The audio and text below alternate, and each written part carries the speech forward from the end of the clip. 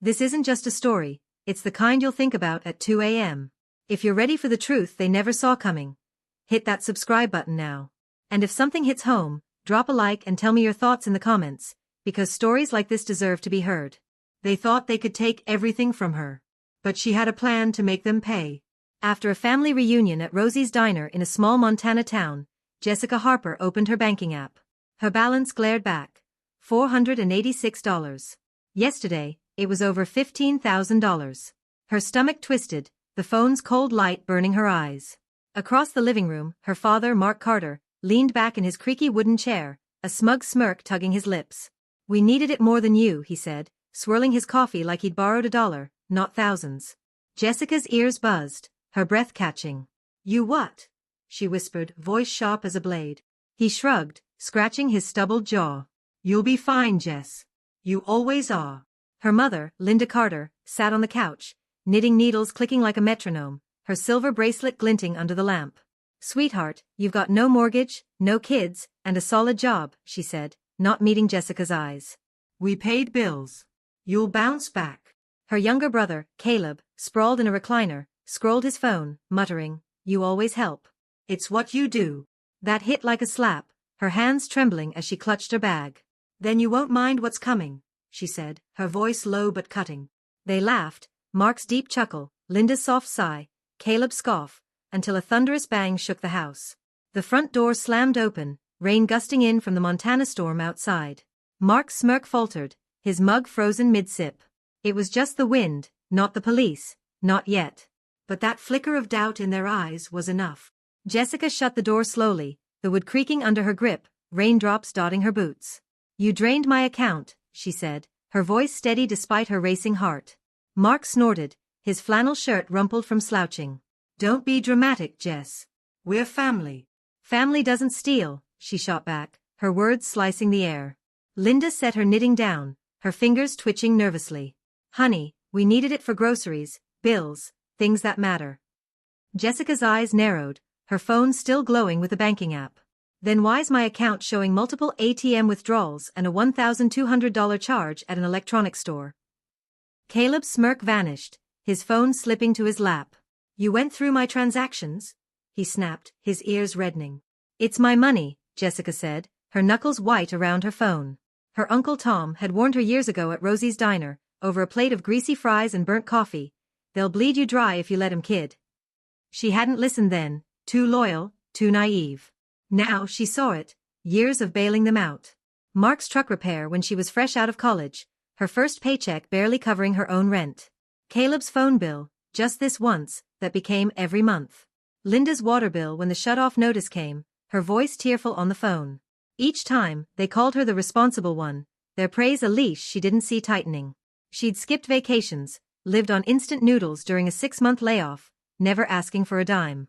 They never asked how it felt to carry their weight, how her shoulders ached from it. Jessica realized this wasn't a one-time betrayal.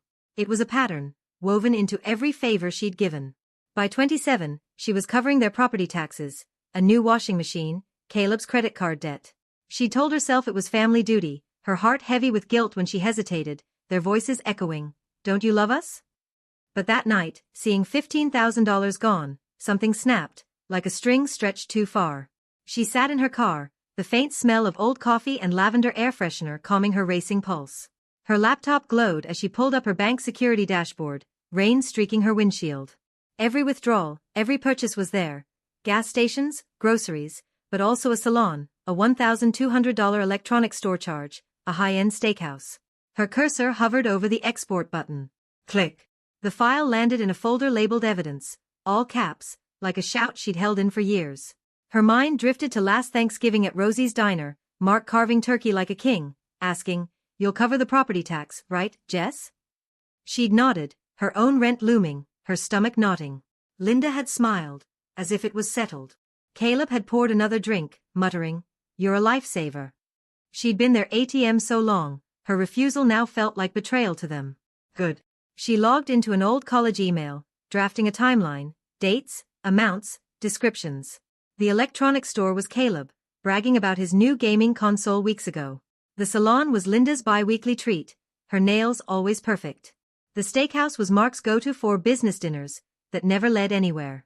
By midnight, she had a 60-page document, transactions, screenshots, old texts where they admitted using her money until payday.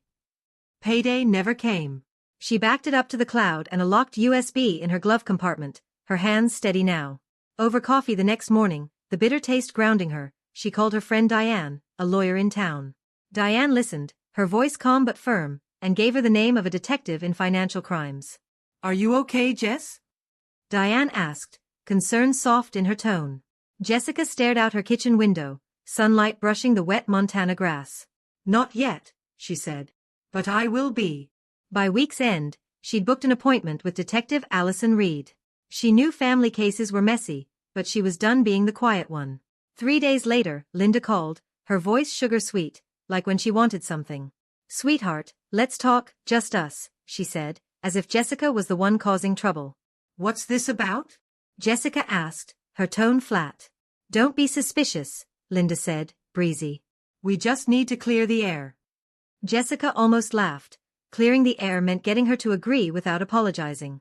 She went anyway, wanting to see their faces when she didn't fold. The house was lit up like a party, but no food was on the table, just Mark at the head, Caleb against the wall, Linda fussing with silverware. Caleb grinned as she walked in. "Well, look who showed up." Jessica set her bag down deliberately, the weight of her laptop inside grounding her. "Let's get this over with," she said. Linda gestured to a chair.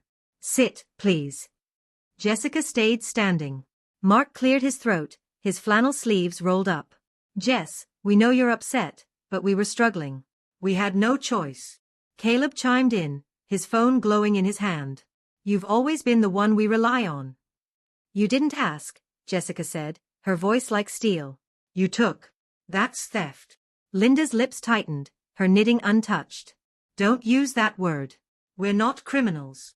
Then explain the $1,200 gaming console, $600 salon visits, steakhouse dinners, Jessica said, her eyes locked on them. Caleb's grin vanished. "You're spying on us?" "It's called checking my bank account," she said. Mark's voice dropped, a warning she knew too well. "You're making this bigger than it needs to be." "We'll pay you back." "When?"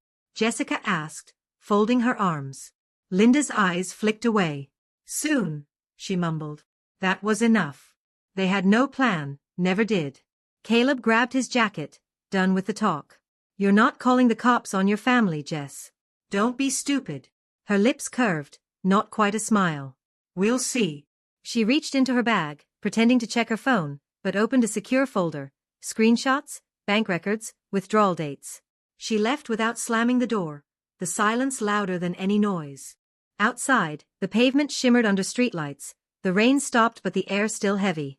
She slid into her car, the lavender scent soothing, and sat for a moment, letting the quiet settle her bones. 2 nights later, Detective Allison Reed called. "We're ready if you are," she said. Jessica was.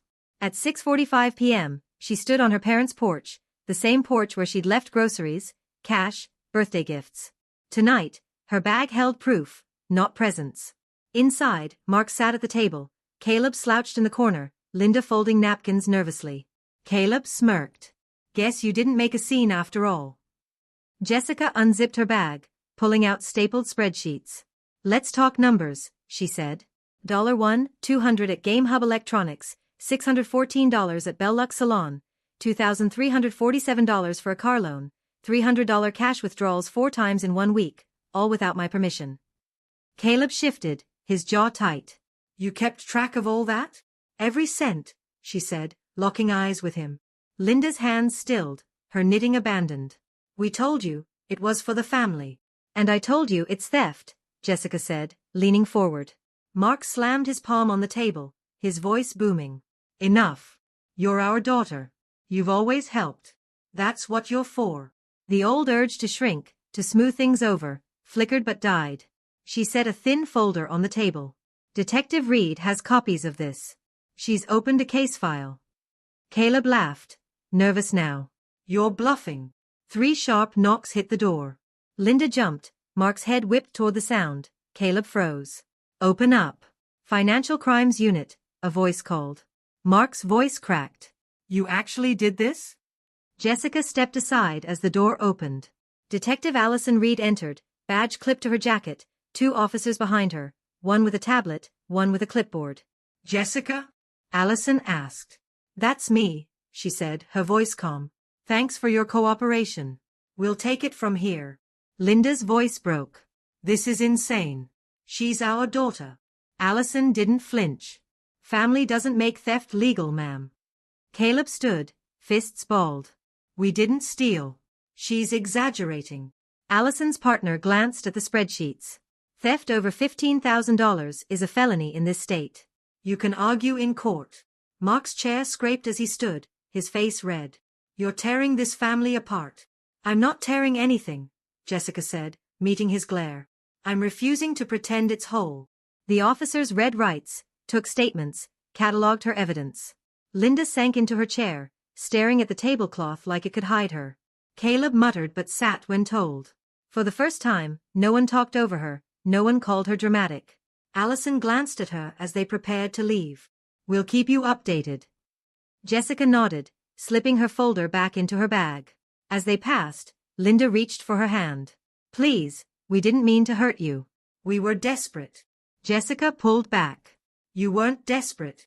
You were comfortable, thinking I'd never stop you. Linda's eyes glistened. You've always been the strong one. Strength isn't letting you bleed me dry, Jessica said. It's stopping you. Outside, the Montana night was sharp, the air clearing her lungs. She stood on the porch until the sound of car doors and engines faded. No one called her name, no one followed. By the time she reached her apartment, her phone buzzed, 13 missed calls, for voicemails. She poured a glass of water, set her phone on the counter, and let it hum. At 11:15 p.m., Curiosity won. Linda's voicemail played, shaky but controlling. Jessica, you didn't have to do this. We could have handled it as family. The charges are serious. They're saying we might lose the house. Deleted. Mark's next. This has gone too far. What happened to loyalty? You're humiliating us. Deleted. Caleb's, dripping resentment. Hope you're happy. My accounts are frozen. I'm under review at work. Mom can't stop crying. Over a few payments. A few payments, $15,000 wasn't a few to him. Deleted. Texts flooded in, Linda's guilt trips, Mark's demands, Caleb's insults. She muted the thread, the silence almost strange. She caught herself listening for the next crisis, but nothing came. 3 days later, a text arrived from her cousin, Natalie, who'd moved away years ago. I know we haven't talked, but you were right about them, it read. I thought you were cold. Now I think you're brave. I couldn't have done it. Jessica stared at the words, her chest warming. Brave. No one in her family had ever called her that. Not all messages were kind. A blocked number texted, drop the charges, we'll work something out. She didn't reply. Work something out meant she'd give, they'd take. Her lawyer, Diane, handled the rest, filtering their attorney's messages. Jessica slept better, ate without dread, went to work without wondering who'd need her next. 3 weeks later, an envelope arrived, no return address. Inside, a $1,000 check and a note from Natalie. Jessica, I left them. You were right. Watching you stand up gave me courage. This is for the rent, groceries, school fees you covered when no one else would. It's not enough, but thank you. Jessica read it twice, not for the money, but because someone saw her, not as a bank, but as a person. Her apartment felt lighter, the couch and coffee table the same, but the air freer.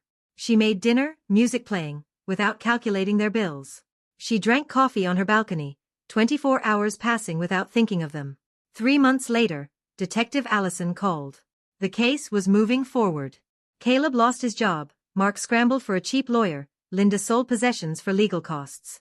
Jessica didn't feel triumph or guilt, just peace. You okay? Allison asked. Jessica looked at the Montana skyline, sunlight glinting off windows. Yeah, she said. I am. That night, she wrote a note she'd never send. I'm not your bank, your fallback, your resource. I'm done. She folded it, tucked it with Natalie's note, not as a reminder of them, but of her. Peace wasn't fireworks. It was drinking coffee, knowing no one would ask for what she didn't want to give. And if you think this story hit deep, the next one will leave you speechless. Subscribe now, before you miss it. And if this made you feel something, hit that like button and share it with someone who needs to hear it too.